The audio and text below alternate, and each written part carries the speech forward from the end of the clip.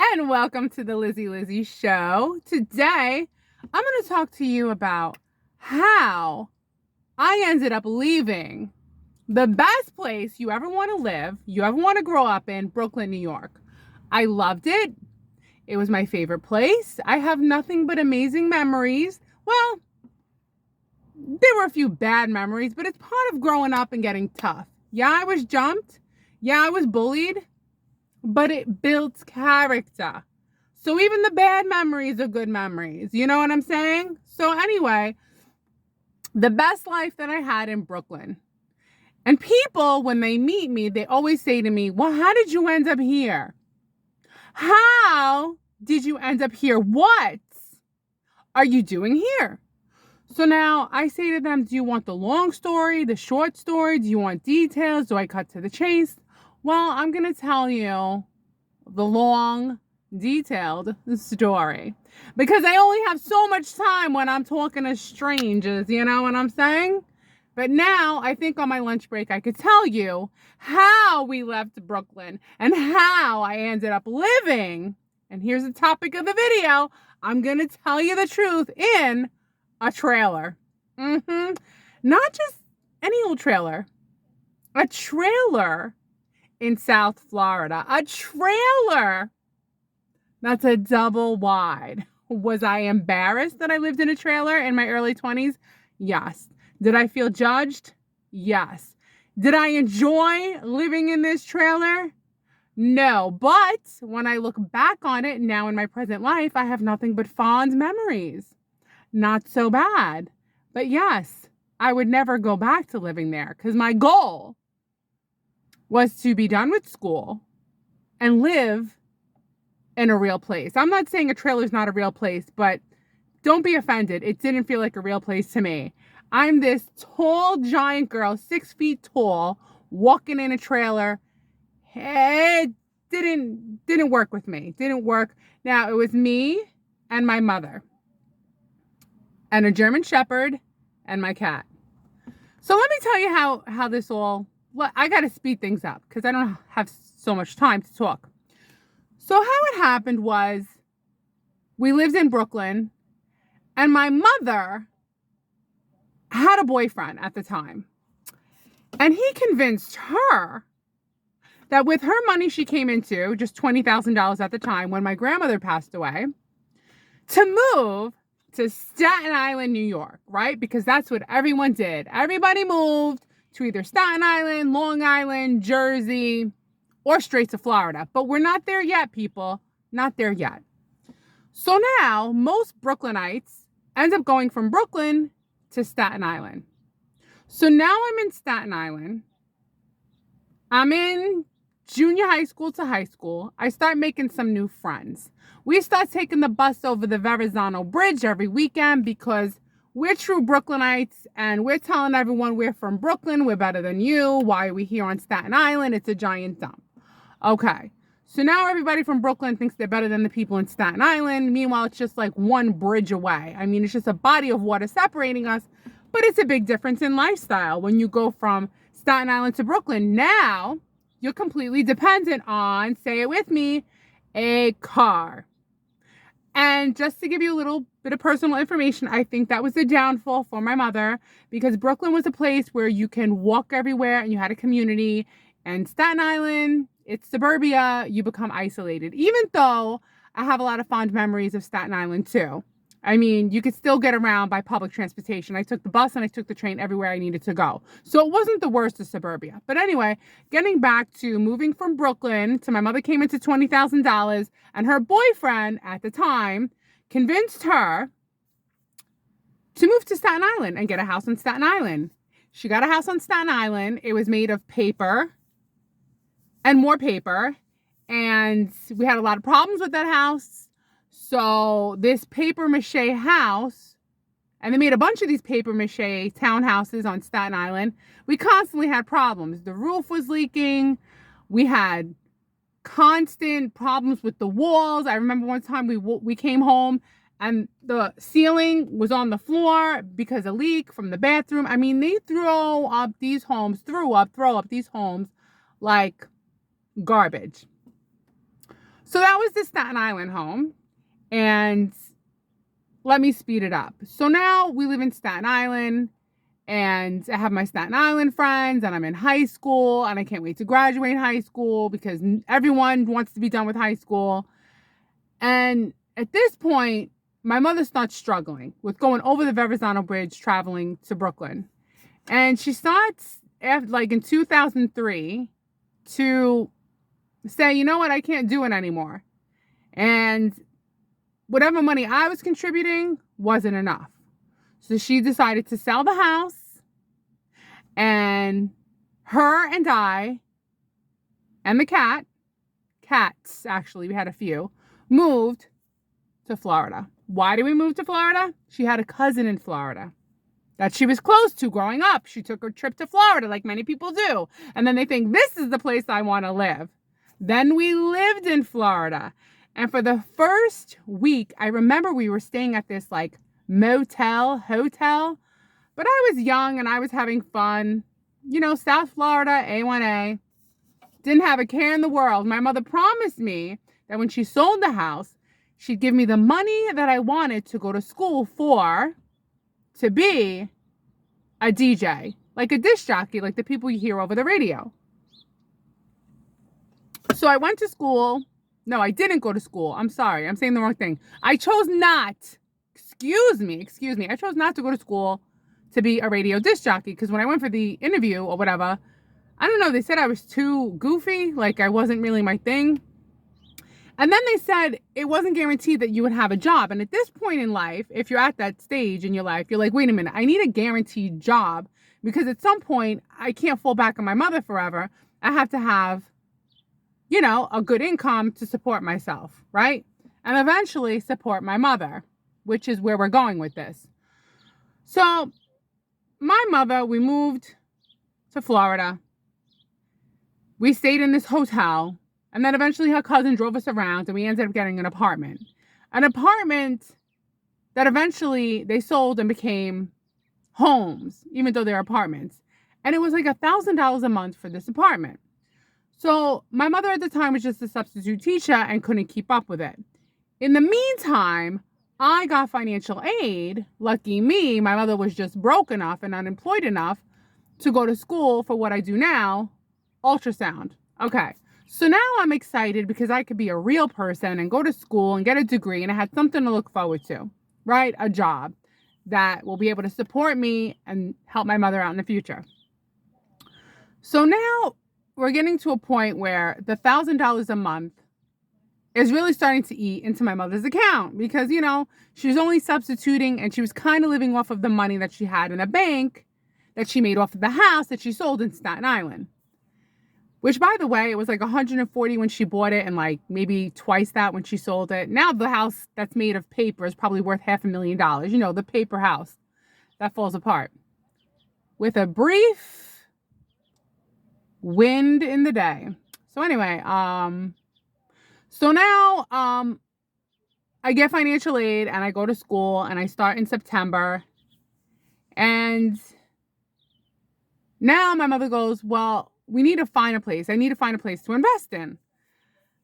So I remember she found this trailer.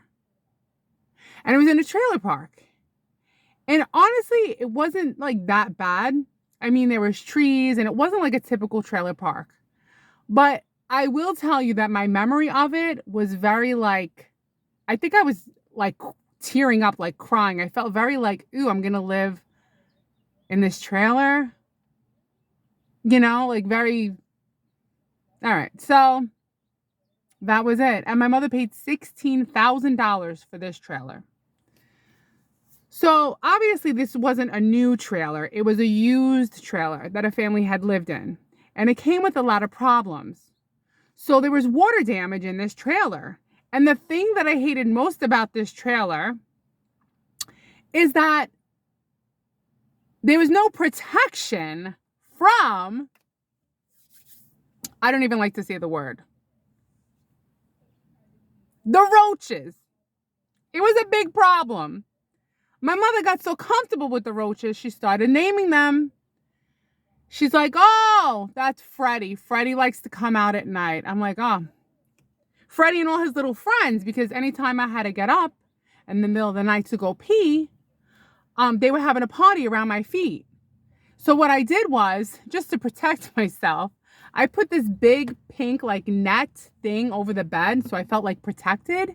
Because here's something else I would like to add about living in a trailer, which isn't so bad, but when you live in a trailer in a place that has cucarachas, your life stress level changes because you're constantly living in a state of stress to when these cucarachas are going to come flying at you. Because if Red Bull were to ever make an advertisement of I got wings, it should have been for the bugs in South Florida.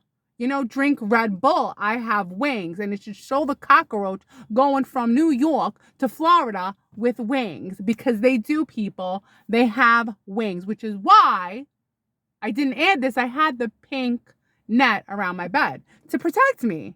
Because one thing is hearing the statistics about spiders crawling in your mouth. You don't want a cockroach coming near your mouth. Disgusting. So the cockroaches, I would say, is the worst part. Okay. The second thing that wasn't good is there was water damage in the tiny little hallway because trailers are pretty small. So in the tiny little hallway, there was like a hole. And I remember we put this like piece of wood over it.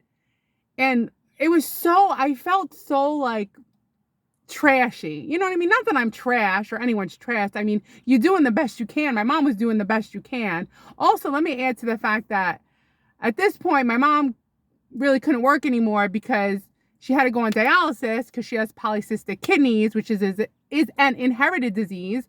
And so at 52, she had to go on dialysis. That took a lot out of her. It like destroyed, So between the dialysis, and not really having, a lot of money, we really started to become like trailer people. We were right back to where we started when we left Staten Island with no money. Now we were living in a trailer with no money. All right. So, and honestly, it wasn't like when I look back on it, the furniture in the trailer wasn't that bad. Like it wasn't that bad, but the thing is, it was falling apart. But it still had its cuteness. Like if you had the right person who was good with their hands and can fix things. So eventually we did find someone for like $300 to fix that floor where there was like a hole from like my bedroom to like the bathroom to like where her bedroom was. And my whole goal in life was to get done with school and just get an apartment. Like an apartment is like a mansion for me because living in a trailer, not my thing. You know what I mean? And I remember we lived there when there was like one hurricane after the other. And fortunately, the trailer never got blown away. So, when you live in a trailer, or when I lived in a trailer, I felt very like people would judge me and think I'm trash or I'm low class.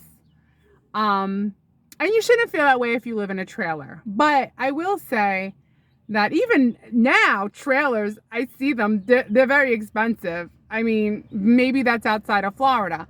But this trailer, when finally I got my mother out of the trailer, she sold it for $5,000 with all the furniture included. Not a bad deal. And I actually just looked it up on Google and it looks pretty nice. And what's funny is after all of that, like I couldn't wait to leave and I couldn't stand it and I felt judged. And if I had friends, they'd never pick me up. I'd have them meet me somewhere because I thought they were, going to judge me for living in a double wide trailer. And really, it wasn't that bad. I'm nostalgic for it. I'm like, you know what? We had some good times. I had a good life. I was in my 20s. It was, I actually, when I went to school at night. I went to night school for ultrasound because I had jobs during the day. I had so many jobs. I remember I worked at Ruth Chris Steakhouse as a hostess. I worked at Sonny's Barbecue Pit. I made so much money. Oh my God. Those tables turned over so quick, $5, $5, $10, $5. I'd roll up hundreds all the time. I mean, the money together in some, hair ties. And, it's weird. It feels like those were the good old days, even though I was living in a trailer and I couldn't wait to get out. And the bills, oh my God, they were so expensive for the air conditioning, and it barely even worked. So anyway, let's fast forward. Finally, I get my job. Because I graduated school. Now I'm making some money and I'm sending it to my mother. Now I'm making some money and my mother's using, my checks were there because I would travel, and she would use it to pay bills like the FPL, because her bills were so expensive. And even though she paid for the trailer, there'd still be money that she'd have to pay per month for the lot. So that kept going up. Like I remember it was $400, then it was $550. I'm sure it went way up now. And, eventually I went down there and I got her out of the trailer. And we took the German Shepherd with us. But when we lived there with the German Shepherd. We adopted her from the Humane Society. I had my cat that I had for 18 years, Whiskey. He was my little orange tabby, love of my life. He's with me in spirit form. He's still here. He had a very good life. We used to call him Gangsta because he would take the roaches and flip them on their back. So we'd be like, oh, get the gangsta. Because, he would take care of the roaches without killing them, but they'd suffer a slow death on their back. So I do miss the times where I'd go visit my mother in Florida and, that whole experience. There's things to be missed. So even though when you're in the moment and you can't wait to get out of it and you think it's the worst, and then you miss it. Now I miss it. Now I miss visiting my mother in the trailer. Not so bad. But, you don't want to have that huge distance between you and your parent for too long, because eventually it catches up with you and you want to be close to your parents, and they need to be close to you, because life's too short to be that far away from your parents. If you're close. If you're not close, I guess that's a different story. Everyone has a story, right? But wait a minute. Let me tell you why. I'm not telling you why I had to go to Florida back in 2014 and basically clean the whole trailer out, and we had to sell it. My mother hated going to dialysis. And I understand, it was depressing for her to go. She was by herself. Hence, another reason to be close to your parents, if they have any ailment or sickness. It was depressing. She had to go 3 days a week. And she would always end up in the hospital. And she'd get into the hospital and she'd go, Liz, my labs, they're great. My labs are great. I'm great. So every time she'd go to the hospital, they would, and I think she liked going to the hospital because she got attention. Do you know what I'm saying?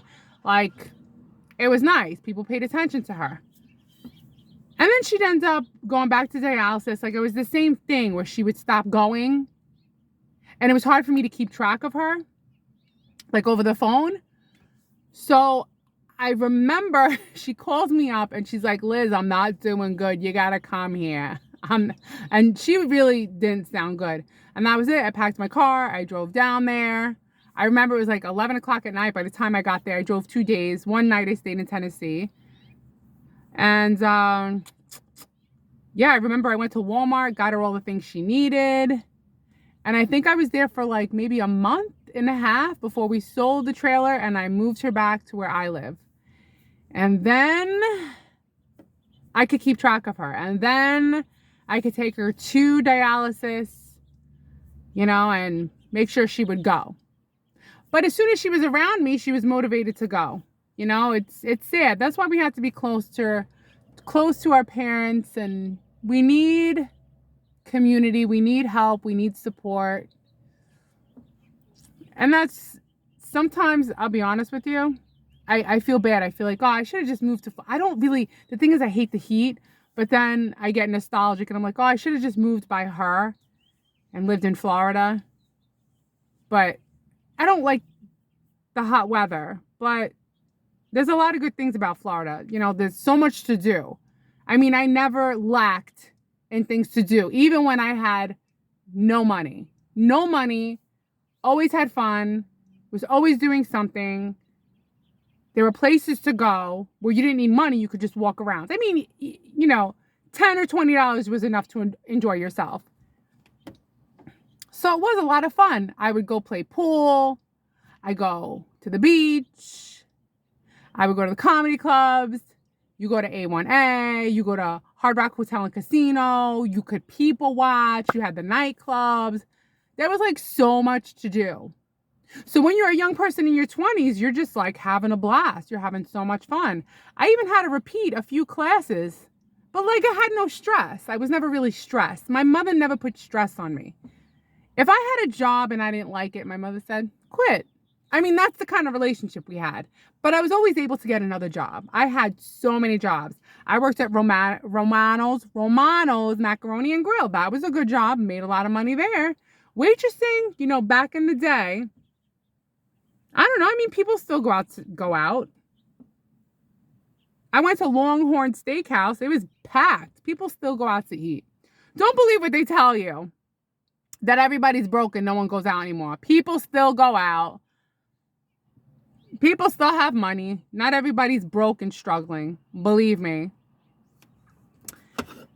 So that's the story about living in a trailer.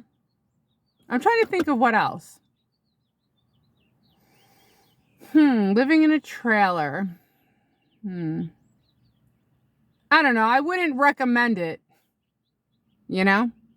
Not for me. But I don't judge if you live in a trailer, because I lived in one. And for the longest time, when I lived there, I was embarrassed to tell anybody. But now I'm way past that. And like, who cares? Like, listen, I'm not putting it down. I'm just saying, you know, it was the roaches. You know, I could see if you live somewhere where maybe like you're in South Dakota, North Dakota, Montana, you don't have that problem. But in Florida, no. And there's no way to get rid of them. I mean, they have a party as soon as the lights go out. And you know what's funny? In Staten Island, we never had them. Never. And that's where the dump is. You would think Staten Island, definitely. Nope, never. Brooklyn, we had them. And in Florida, we had them. That's why Red Bull.